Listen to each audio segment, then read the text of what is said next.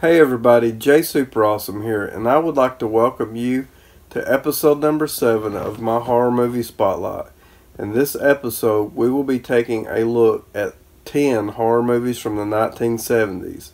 It'll be one for each year, starting from 1970, and we will work our way to 1979. This is not a top 10 list, this is just one per year of horror films in my collection through the 70s. This should be fun, so let's get started. Okay, so up first, released in 1970, is The Dunwich Horror. The devil's spawn is about to open the gates of hell. Single white warlock seeks beautiful blonde babe to join him at the altar, the sacrificial altar. When the son of Satan seduces a wide-eyed college student, it's a match made in hell in this exceptional, truly engrossing film of the supernatural, where the romance is hot and the terror is bone-chilling. Young Wilbur Whatley has haunting eyes and an impish grin. No wonder, since his father was the devil and his mother was insane. So when Wilbur decides to start a family, he lures a cute co-ed to the mountains for the weekend of demonic rights and wrongs. Now all hell is about to break loose as their passion wakes an ancient evil determined to destroy all of humanity in this sinister scarefest of satanic seduction.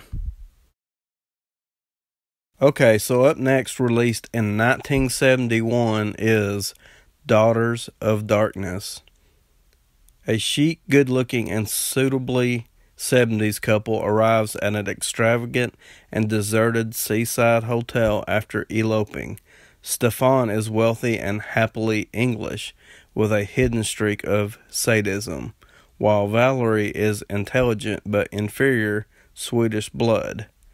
To keep her with him at the eerie hotel, he lies constantly about his relationship with his mother and his plans to tell her of their marriage.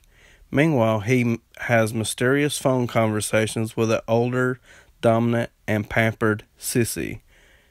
Two fresh guests arrive, the Hungarian Countess Elizabeth Bathory and her voluptuous protege, Iana. Virgin corpses begin showing up about the city, drained of their blood. A wary detective lurks around the hotel, taunting his only suspect, the Countess. Okay, so up next, released in 1972, is Tower of Evil. Tower of Evil is a haunting tale set in and around a deserted lighthouse of fog-shrouded Snape Island. The terror begins when a nude, crazed woman slaughters a sailor who visits the island.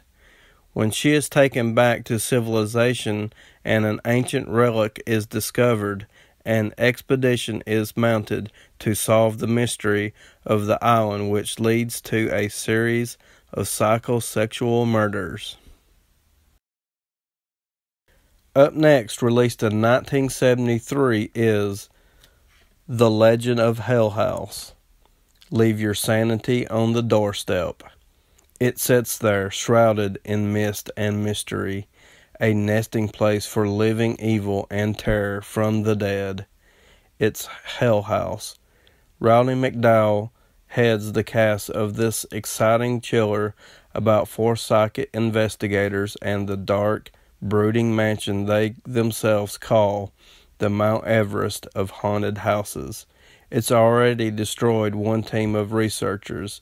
Now this brave quartet ventures in for another try at unraveling its secret. But before they succeed, they must suffer through madness, murder, and everything else the spirits that dwell here have in store for them. Yet, learning the truth just might drive them all insane. In an ingeniously devised ghost story, The Legend of Hell House will thrill and delight veteran horror fans from the first creaking door to the very last slithering shadow. Okay, up next, released in 1974, is The Antichrist. In Rome, a beautiful young woman is left paralyzed by the trauma of a horrific childhood accident, but when placed under hypnosis, she is seized by visions of her past life as a heretic and becomes a foul-mouthed seductress with a taste for perversion that will lead to her defilement by Satan himself. Now, mankind's only hope for salvation is a harrowing exorcism that will either cast out the devil forever or open the door for the unspeakable birth of the Antichrist.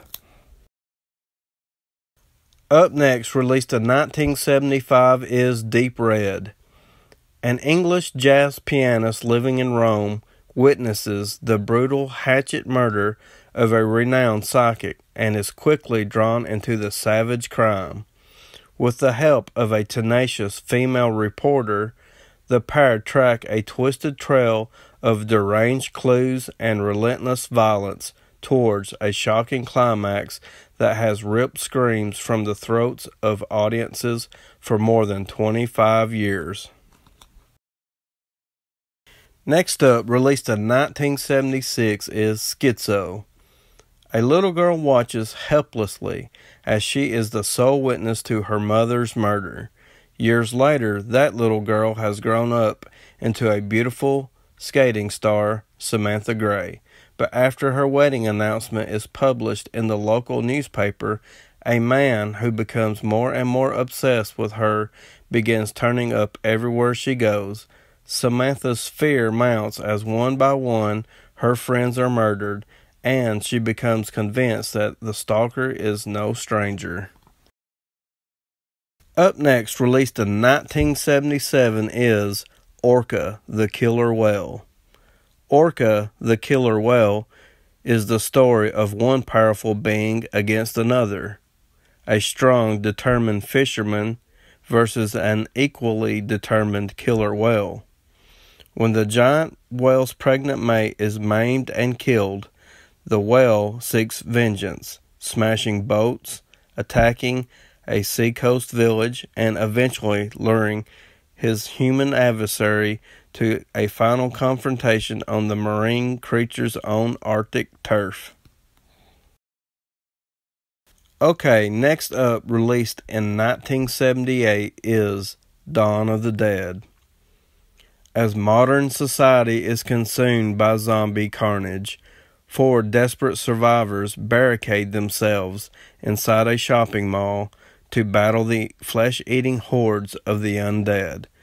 This is a ferocious horror classic featuring landmark gore effects by Tom Savini that remains one of the most important and most controversial horror films in history. When there's no more room in hell, the dead will walk the earth.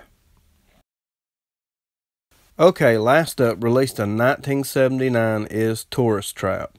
Every year, young people disappear. An eerie and deserted wax museum, Slosson's Lost Oasis, is the site for spine-tingling terror, where 4 unexpected young travelers are lured into a very deadly tourist trap. Slosson is the reclusive and bizarre owner of this attraction, which is actually more like a macabre chamber of horrors. The grotesque and frightening mannequins in this sordid sideshow are only the beginning of the murderous mayhem and nightmarish madness to come. Okay, so there you have it, a look at horror films of the 1970s.